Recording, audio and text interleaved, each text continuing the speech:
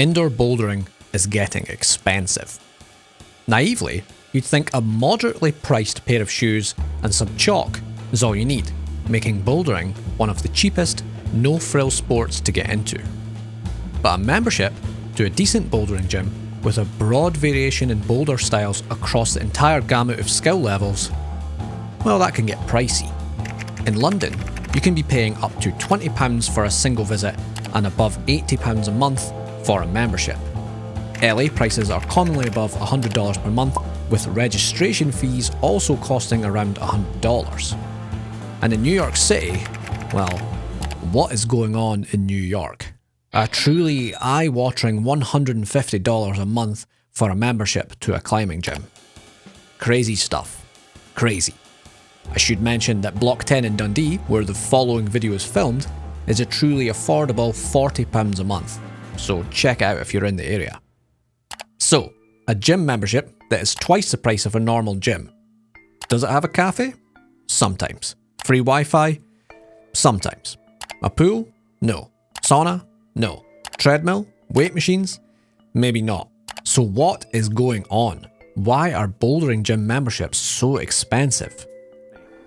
One of the things I didn't realise about bouldering gyms and climbing gyms in general is the price of climbing holds. Not the walls themselves, but the bits of plastic that you screw into the wall. I was watching Bouldering Bobat last year, and these guys opened up a gym in London. And it looks fantastic, I must say. With a reasonably priced membership too. In that video, they mentioned that their opening order for climbing holds was about 70k. £70,000. That's almost $90,000. It's so depressing how much we spent on holds. By the time they were fully up and running, they had dropped Probably in the building now have well over 100,000. more than 100 grand on bits of plastic that get bolted to the wall. Which is crazy to me, because I always just assumed they're like cheap bits of plastic that don't really mean much, but there's actually a lot of thought and design that goes into making these climbing holds. And from what I can tell, most bouldering gyms view holds as an almost monthly cost. They are constantly buying new holds to add to their arsenal, keeping up to date with trends and catering for every style. That's what it takes to compete today in a market where climbers are now a rather discerning bunch. At least that's the thought process. But do gyms really need to do this? Do gyms need to drop 100 grand on holds just to open up?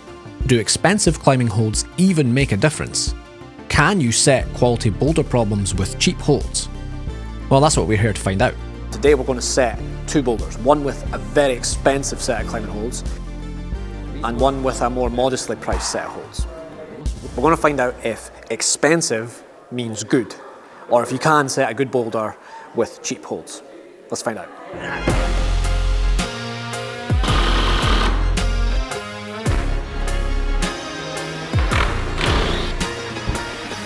I met up with Angus from Outlier Distribution, who supplied a number of wonderful holds for us to play around with. Would you call these macros? Yeah, definitely. Definitely macros. Yeah, definitely macros. What does macro mean? And they're big. Just big. So if you look, these are like not just solid plastic, because that would be insanely heavy, but they're like molded fiberglass with like a adhesive top that's then covered in basically what feels like sandpaper. We had on hand these gorgeous macro holds from Thrillseeker that are shaped in such a way that they can be used in a number of orientations. You can mount them so they are grippy, positive bulges with a slight edge, or you can be mean and orientate them so that they form font-style, full palm, slappy, horrid, hang-on for dear life ultra slopers, and every which way in between. These are things of beauty, and they're expensive. So how much is this one hold, do you know? Maybe £270, that one. So this whole set, which includes 10 macro holds, is £2,000. That's crazy money. How many boulders are in the gym? 120, maybe. £2 each per boulder. It's a lot of money. So yeah, we're going to try and see if we can set something good with a very expensive boulder set. On the other hand, we have these white crimps from Euroholds, much more modest. We've got chips and crimps ranging from small to tiny. These holds cost around £1 or £2 each and are made of simple polyurethane solid plastic. No frills. So, do big budget holds make for better boulders? To find out, I'm going to set a boulder with the bougie holds with an unlimited budget, and Angus, the professional route setter, has any of these Euro holds to play with, but only has a budget of £20. But before we get to that, a quick word from our sponsor. This video is sponsored by long-term support of the show, Rungney. You all know Rungney, the chalk and apparel company founded by Magnus Mitbo. Well, now Rungney has a community on Club. So Club is a gamified app where you can earn store credit, free products from Rungney, and even cash by completing climbing-related missions. So if you're already social media savvy and you like sharing your content on something like Instagram, then you could be earning store credit, free kit, or cash for your work. This is the influencer special, this one. How come it's so much better than actually using a big camera? It's just the shoe. The shoe just has the perfect view every time. So say for example, you've just filmed a banging boulder in the gym. You generate a discount code for your viewer, post it on your story, and then start earning cash. And your viewers get to use that discount code for 10% off Rungney products. And the discount codes will also generate commissions on every sale. There's other tiers too, depending on how far you want to go with this. So you could become an ambassador, content creator, or growth ambassador, and these tiers will give you access to higher commissions and other perks. You don't have to be a V14 crusher or have 100,000 followers to do this either. What Rungney is looking for is engaging content.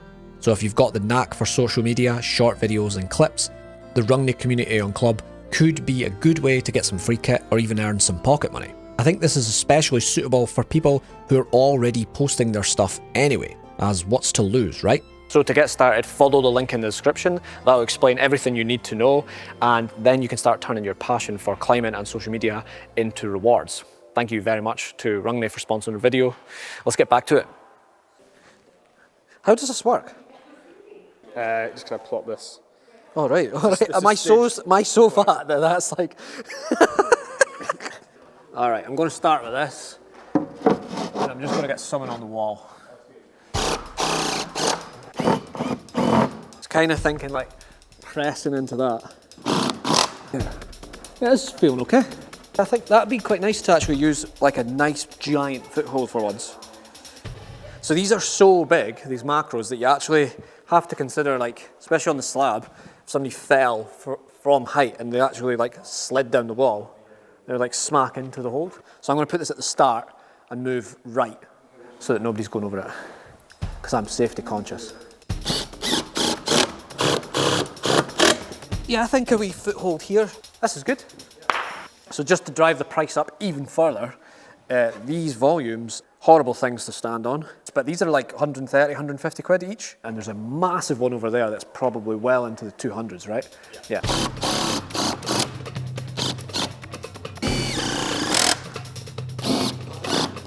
Normally this big volume here is like quite low to the ground and used as like a traversey horrible foot thing.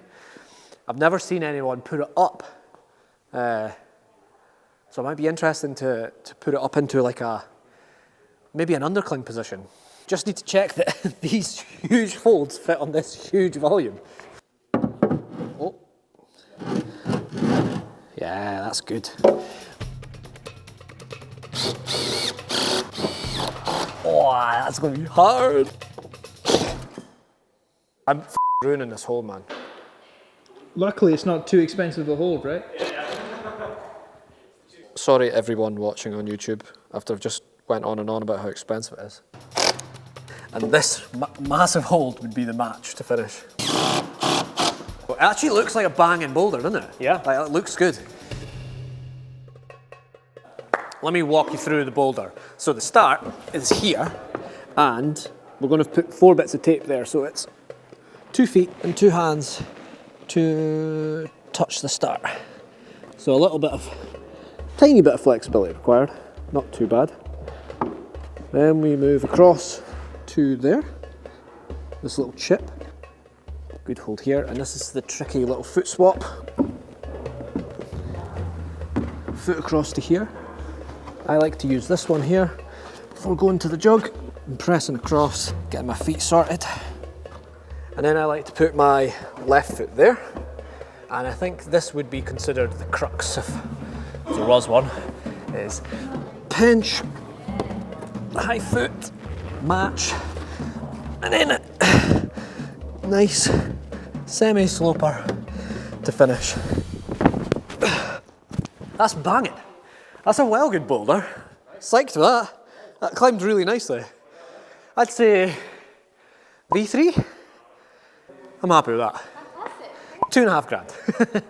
All right, we just set, I think, a fantastic boulder with the black holds, £2,500. A couple of climbers have climbed it, and I think V3 is what we're going for. I think that's the agreed grade. So I'm happy with that. So now, onto the cheap boulder. These are not the worst holds, but definitely some of the cheaper holds that we have in the gym. Yeah. So we're going to try and set a boulder for less than £20. I think that's going to be a pretty tough call. And are you going to not be allowed to use any volumes? Yeah, I think we stay off the volumes. Stay cheap. Authentic. Yeah. And I think it's quite easy to set a boulder that's like almost impossibly difficult. But it's quite hard to set a boulder that's like V3, right? Well, with these holds, Yeah. probably. Yeah. Cool, let's do it. It's tiny. That's us £2 in. That's pretty good. They're all quite bad, actually, aren't they, these holds? As a setter, is it nicer to work with the big expensive holds, or do you like working with the smaller, cheaper I think ones? both, yeah. I think just like, again, a variety is probably the most important, really. It's hard to make it super interesting and still cheap. Interesting how Angus sets. Like I do, I tend to have to climb mines from the start and feel where my hand's going to go and then decide what I'm going to do. Whereas Angus tends to stay on the ladder and just have a feel around and use a bit more intuition. He's also about 10 times faster than me. 2 more holds and I think we're done.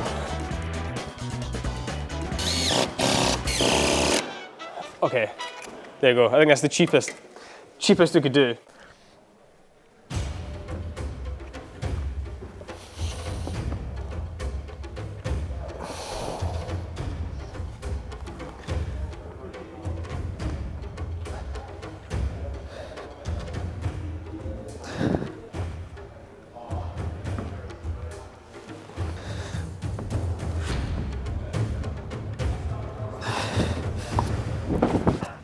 That was pretty hard.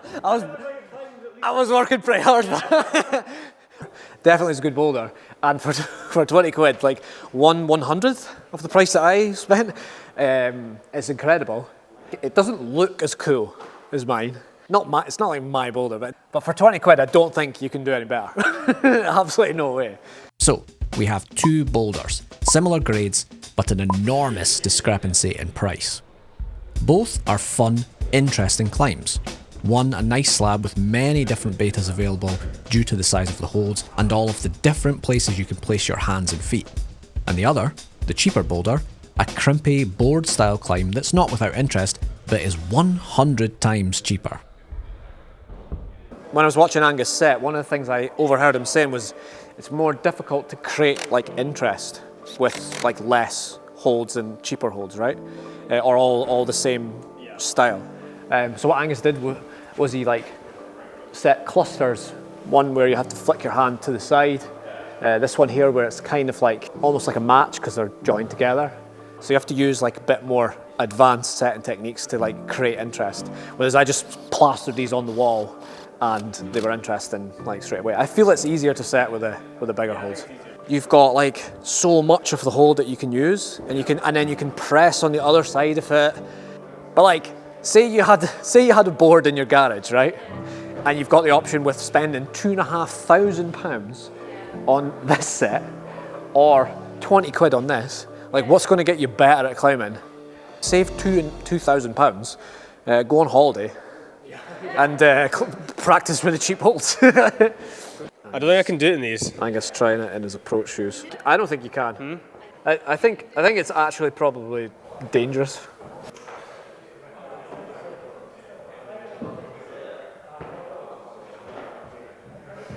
Well, I ate my words there. So the question is, do we need to be blowing all this cash on fancy holds? Can your local gym just buy a bunch of teeny polyurethane holds instead of big, expensive fiberglass macros with dual textures and pass those savings directly on to the customer? Well, probably not.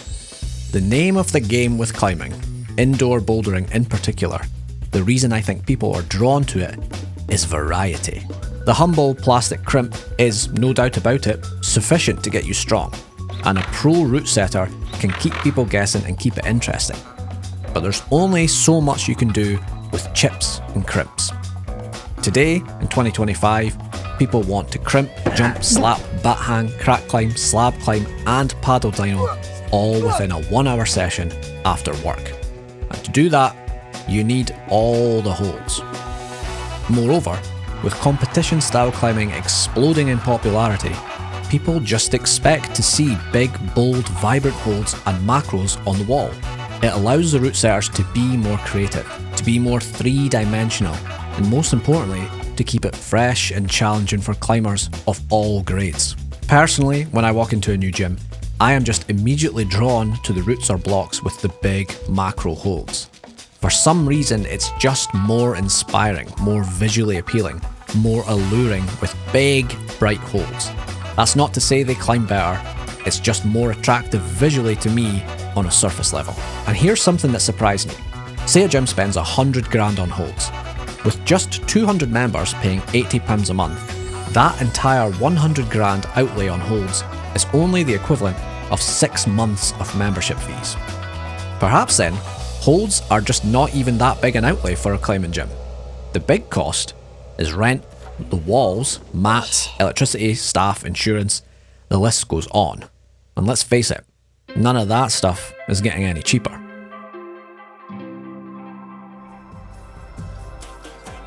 So are bouldering gyms too expensive? I'm not sure. The one thing I think we can all agree on is the holds matter. And it's not just about having lots of big expensive ones, but about the variety. As always, I really hope you enjoyed this one, or perhaps even found it informative. Thank you all very much for watching, and I'll catch you next week. Peace. There's a wee bit of slack in there. You know what I mean? Right.